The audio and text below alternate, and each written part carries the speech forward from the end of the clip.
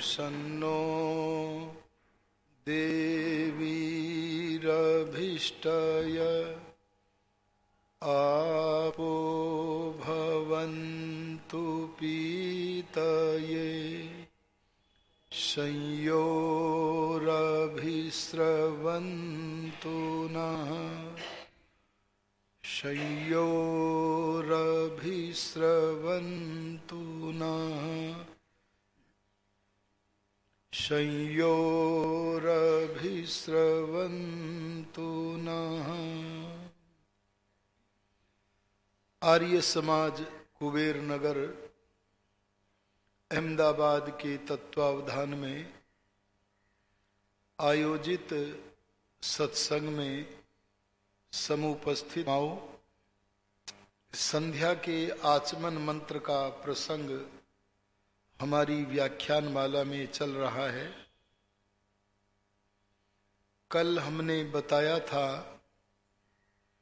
कि इस मंत्र का विषय आपस तत्व है। आपह का अर्थ है सर्वव्यापक ब्रह्म रस। यही संध्या का लक्ष्य है।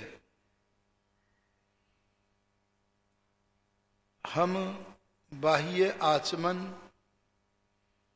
जल से आचमन करें या न करें, लेकिन आंतरिक आचमनीय तत्व जिसे ब्रह्म रस कहते हैं, वही संध्या का वास्तविक आचमनीय तत्व है। उसे तो करना ही होगा। यदि ब्रह्म रस का आचमन नहीं किया जा सका तो न तो संध्या का लक्ष्य पूर्ण होगा और न इस मंत्र का आचमन मंत्र यह नाम सार्थक होगा। इसलिए संध्या का लक्ष्य और इस मंत्र के अर्थ को सार्थक करने के लिए धारणा ध्यान समाधि को सिद्ध करते हुए आंतरिक आचमनीय तत्व परमानंद का सेवन करना ही चाहिए। इस मंत्र में कहा है देवी ही आपह नः शं भवन्तु। देवी शब्द यहाँ परमात्मा के लिए है। आपह स्त्रीलिंग में है, इसलिए देवी पद भी स्त्रीलिंग में है। शांति का देने वाला देवी ही, अर्थात यहां जो चाह रहे हैं उस शांति का देने वाला आपह सर्वव्यापक परमेश्वर नः शं भवन्तु। केवल मेरे लिए नहीं बल्कि मेरे सारे भाइयों के लिए, सारे उपासकों के लिए शांति को प्रदान करने वाला हो। सब लोग शांति की चाहना करते हैं। यह शांति क्या है? उपद्रव रहित अवस्था का नाम शांति है।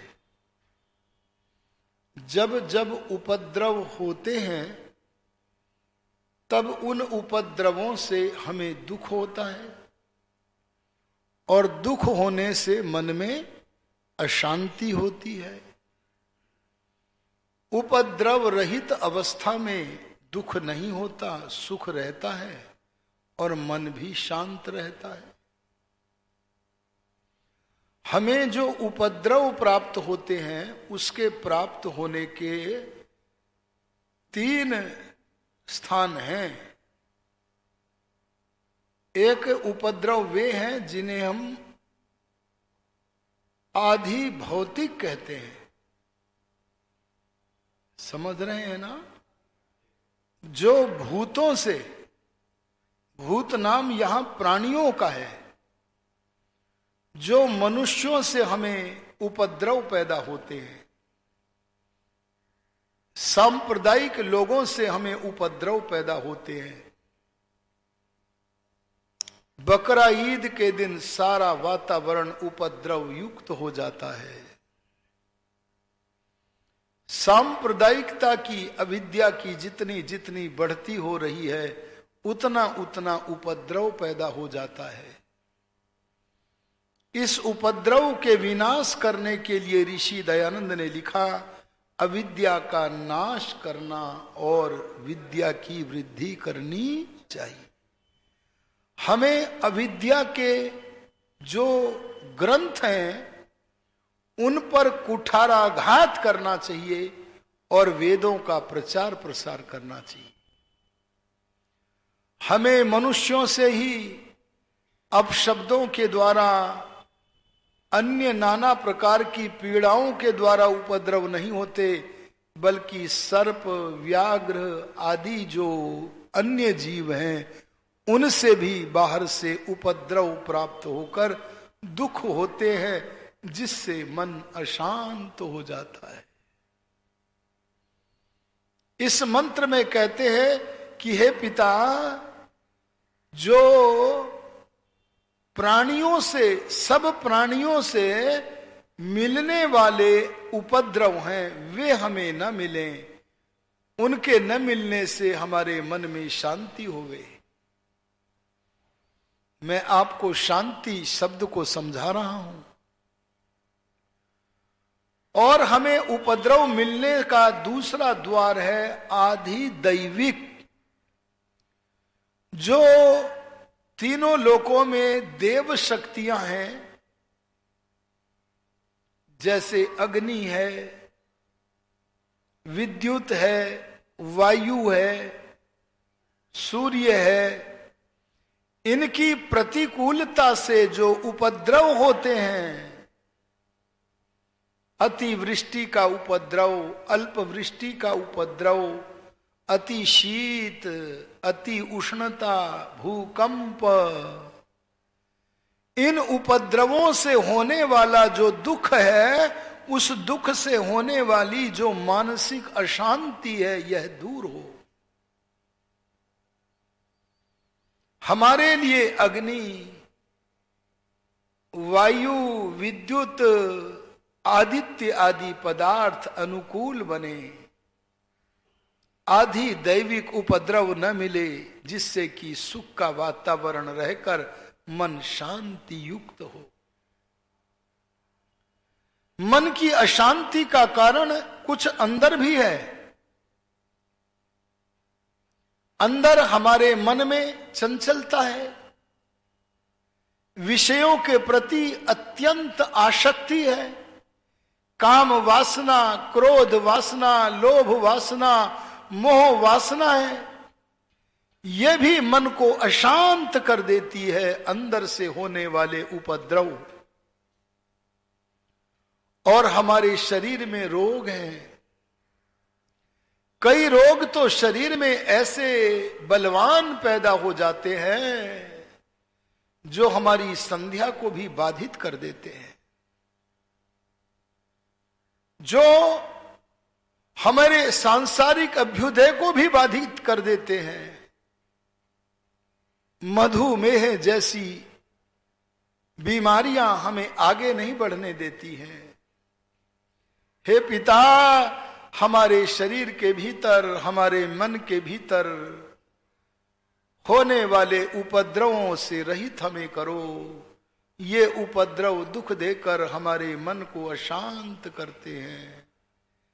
हे प्रभो, ये अंदर शरीर में, मन में उपद्रव रहित अवस्था उत्पन्न होकर मन शांति युक्त हो जाए। भगवान से प्रार्थना करते हैं, देवी ही आपह, शांति के देने वाले। देवी माने जो चाहते हैं उस वस्तु को देने वाले। आपह, सर्वव्यापक परमेश्वर।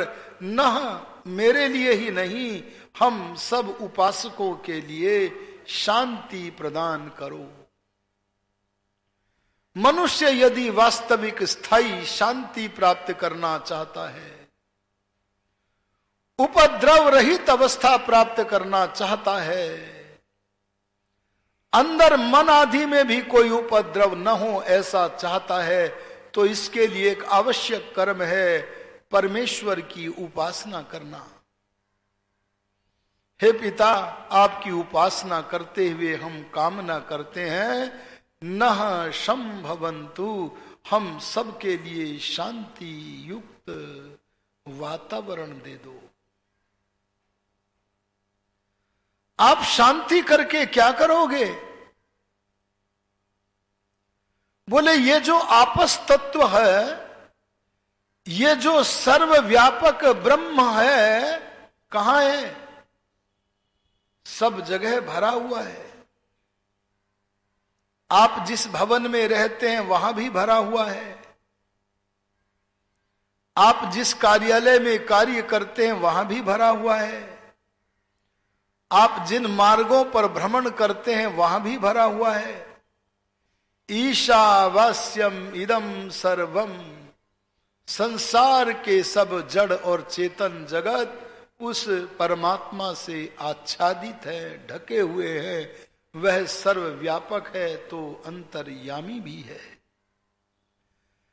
ऐसा वो जो सब जगह भरा हुआ ब्रह्म रस है, पीतये, उसे पीने के लिए हम शांति की कामना करते हैं। शब्द है पीति, चतुर्थी विभक्ति के एक वचन में बनेगा पीतये। अर्थ क्या बना? पीने के लिए। आचमन में जैसे पानी पीते हैं, ऐसे अंदर आत्मा में उस आनंद रस का पान करने के लिए हम अशांति से बचकर शांति की कामना करते हैं। शांत व्यक्ति सदा सुखी रहता है। अगर किसी को ब्रह्म रस की प्राप्ति हो गई, जो केवल बाहर से पानी का आचमन करता है, वह शरीर में क्षणिक शीतलता ले आए, आलस्य को दूर कर ले, कफ की पित्त की निवृत्ति दूर कर ले, यह तो हो सकता है, लेकिन जल से स्थायी शांति नहीं मिल सकती। स्थायी शांति तो मिलेगी ईश्वर की उपासना करने से। आप किसी सच्चे ईश्वर के उपासक की परीक्षा कर लेना, योगी की परीक्षा कर लेना। एक बार महर्षि दयानंद जी की व्याख्यान माला कहीं चल रही है। वे एक उद्यान में ठहरे हुए हैं। उनकी व्याख्यान माला के कारण, सत्य के प्रकाश के कारण कई लोगों के पेट पर चोट लग रही है। उनके स्वार्थ बाधित हो रहे हैं। तो उन लोगों ने योजना बनाई और एक व्यक्ति को गधे के ऊपर बैठाया और उनके शरीर पर नाम पट्टिका लगा दी, दयानंद सरस्वती।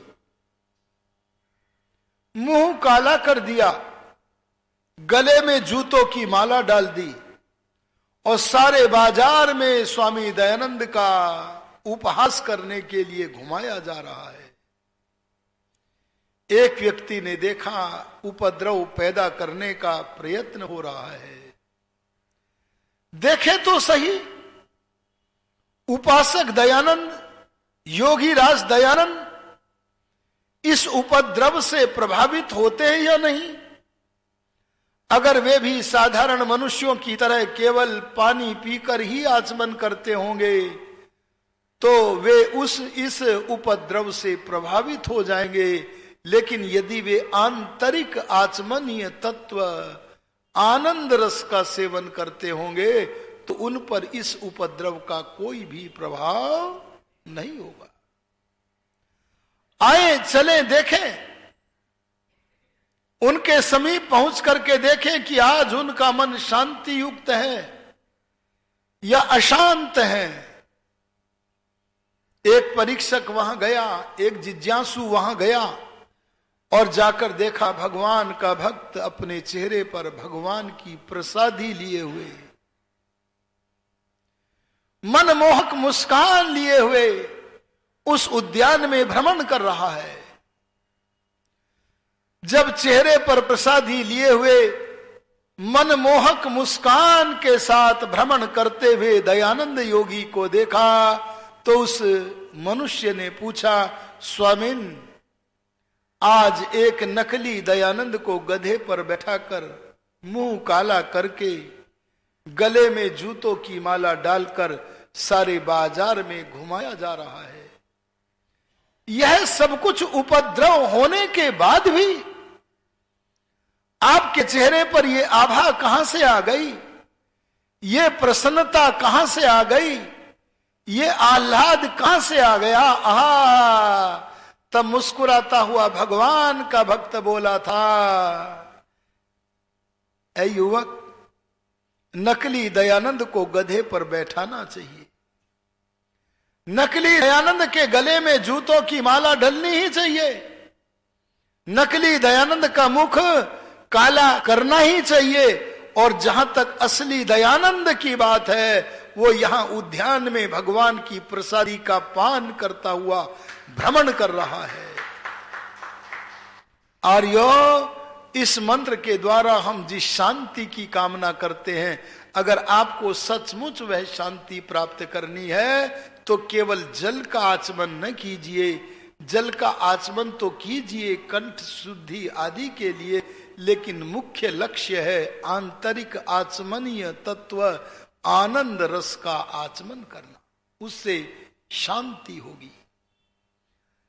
इस पुरुषार्थ के बाद भगवान से कहिए, देवी आप न संभवंतु, किस लिए? पीतये आनंद रस की। दयानंद अर्थ करते हैं ब्रह्मानंद प्राप्तये। उस ब्रह्म के आनंद की प्राप्ति के लिए हमें शांति चाहिए। अशांत मन में के होने पर हम उस आनंद की प्राप्ति नहीं कर सकते। आगे क्या कहा देखो, आगे अंत में बड़ा अच्छा भगवान से अनुरोध किया गया है। संयोरभिस्रवन्तु नः। निरुक्त में एक शब्द आता है इदम युह। इदम युह का अर्थ है इस वस्तु की कामना करने वाला मनुष्य इदम युह है। ऐसे ही उससे मिलता जुलता यहां शब्द है संयुह।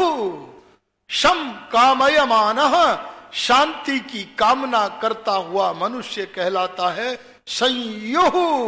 और षष्ठी विभक्ति के एक वचन में संयुह का रूप बन जाता है संयोह।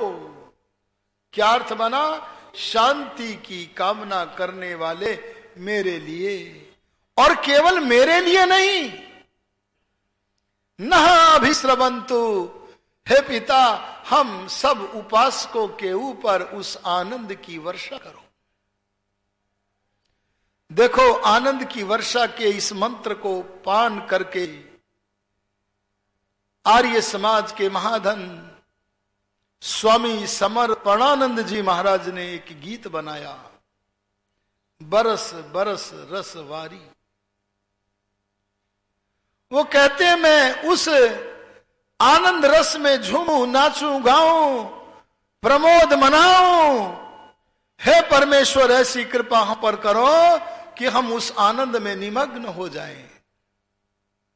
आर्यो, ध्यान देना, आनंद रस की कामना की जा रही है, और केवल अपने लिए नहीं, बल्कि न अभिश्रवंतु, हम सबके लिए वह आनंद रस में। मुझे स्मरण आता है कि अपने लिए ही करना ठीक नहीं है। अपने लिए तो करो ही, सबके लिए करो, अपनी आत्मा का विस्तार करो। जो आरंभ में परमात्मा से प्रार्थना करता है वह संकुचित होता है। वह कहता है, मुझे बुद्धि दे दो, मुझे बल दे दो, मुझे मुक्ति दे दो। लेकिन ज्यों ज्यों ईश्वर की उपासना करता जाता है, उसका आत्म विकास होता जाता है। तब वह केवल अपने लिए याचना नहीं करता, अपितु सर्वत्र बहुवचन का प्रयोग करता है। कहता है, यद भद्रम तम न आसुए, वो मेरे लिए नहीं, सबके लिए, हम सबके लिए मिले। धियो यो न प्रचोदयात, मेरी बुद्धि में ही आपकी प्रेरणा की पैठ न हो, हम सब उपासकों की बुद्धि में आप प्रकाश कर दो। ऐसे यहां पर कहा वो उपद्रव रहित अवस्था, आध्यात्मिक आधि दैविक आधि भौतिक उपद्रवों का भाव केवल मेरे तक ही न हो, बल्कि हम सब उपासकों में उपद्रव रहित अवस्था अर्थात शांति की स्थापना हो। ऋषि दयानंद जी का सारा जीवन देखो। एक बार एक किसान बैलगाड़ी को लेकर के जा रहा है, वो बैलगाड़ी फंस गई कीचड़ में और किसान उसे दंड से मार रहा है। बैल पीट रहा है पर शक्ति कम है तो निकाल नहीं पा रहा है। बैल के दुख को अपना दुख मान बैठे दयानंद। यस्तु सर्वाणि भूतानि आत्मैव भूत अभिजानतः, जो सब प्राणियों में अपने आत्मा के ही तुल्य आत्मा वहां भी है, ऐसा मानता है वो ज्ञानी है। ऐसे ज्ञानी दयानंद उस किसान से कहते हैं, तुम इस बैल को क्यों मारते हो? तब वो किसान जानता नहीं था आज मेरे सामने धरती का सबसे बड़ा आदमी खड़ा है।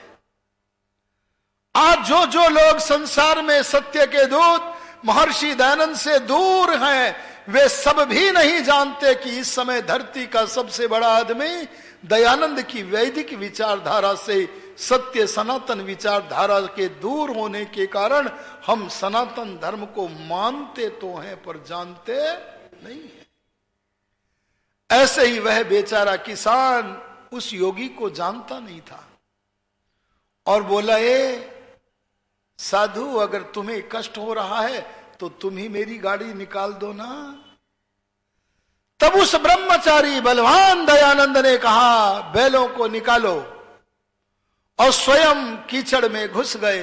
बैलों को बाहर कर दिया गया और कीचड़ में घुस करके ब्रह्मचारी दयानंद ने उस गाड़ी को बाहर कर दिया।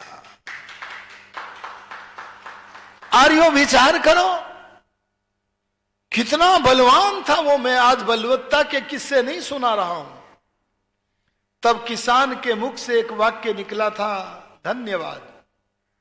तब दयानंद बोले थे, मुझे धन्यवाद प्रदान मत करो, मेरे से बैलों का कष्ट नहीं देखा गया, मैंने तो अपने उस कष्ट का उपचार किया है, मैंने तो अपना कल्याण किया है, इसलिए मुझे धन्यवाद देने की आवश्यकता नहीं है। आहा, जो भगवान का उपासक हो जाता है वो सबका उद्धार करना चाहता है, सबके दुखों का विनाश करना चाहता है। इसीलिए कहता है, संयोरभिस्रवन्तु नः।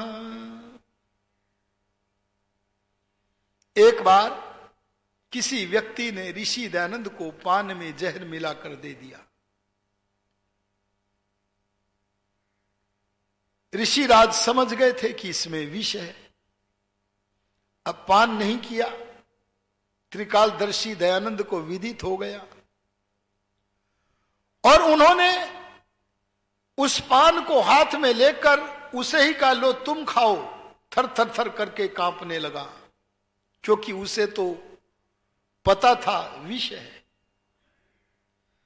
पर दयालु दयानंद को दया आ गई और उन्होंने उसे छोड़ दिया।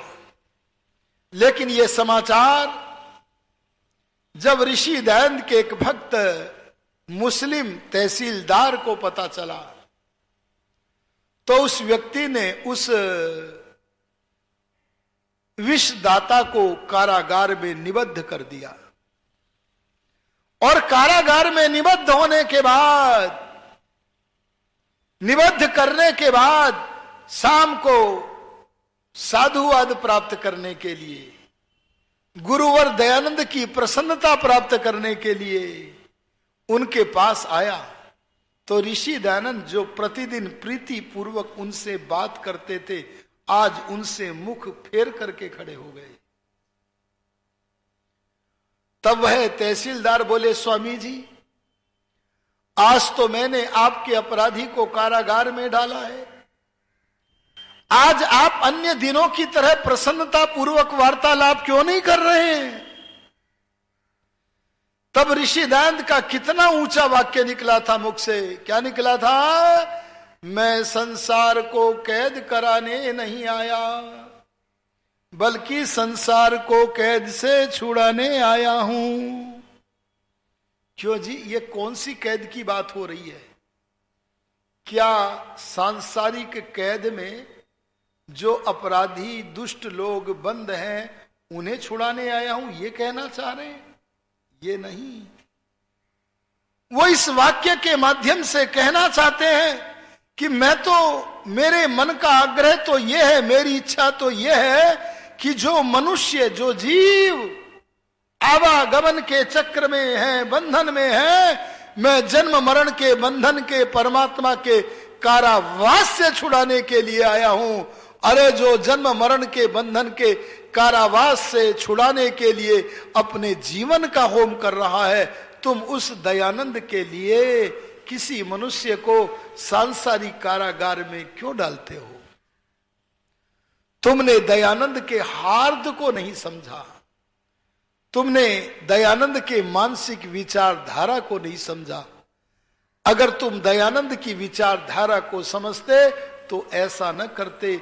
जब एक दुष्ट व्यक्ति दुष्टता नहीं छोड़ता है तो हम सज्जन अपनी सज्जनता क्यों त्यागे? यहां मैं एक बात और कहना चाहता हूं। ये नियम जो मैं बता रहा हूं, ये आध्यात्मिक आंगन के खिलाड़ियों के नियम है। किनके नियम है जी?